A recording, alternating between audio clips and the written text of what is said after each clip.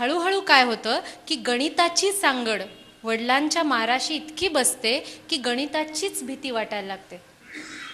आपल्याला गणित जमत नाही हा जेव्हा मुलांच्या मनात पक्का समज निर्माण होतो तेव्हा गणिताच्या पेपरच्या 2 दिवस आधीच त्याला डायरिया व्हायला लागतो की नाही आता ते आपल्याला जमणारच नाही आहे.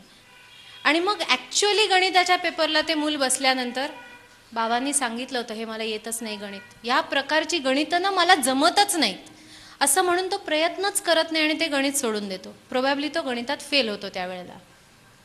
म्हणजे आपल्या गणिताबरोबर वडिलांच्या माराची किंवा वडिलांच्या असण्याची रागावण्याची भीती मुलाच्या मनात इतकी पक्की होते की दरवेळेला गणिताचा विषय काढल्यानंतर त्याला भीती वाटते आणि तो फेल होतो. फेल झाला की आता वडील ह्याच्यावरती मारणार म्हणून आणखीन भीती गणिताशी निगडीत होते. म्हणजे लक्षात घ्या की हे फिअर कंडिशनिंग झालेलं आहे.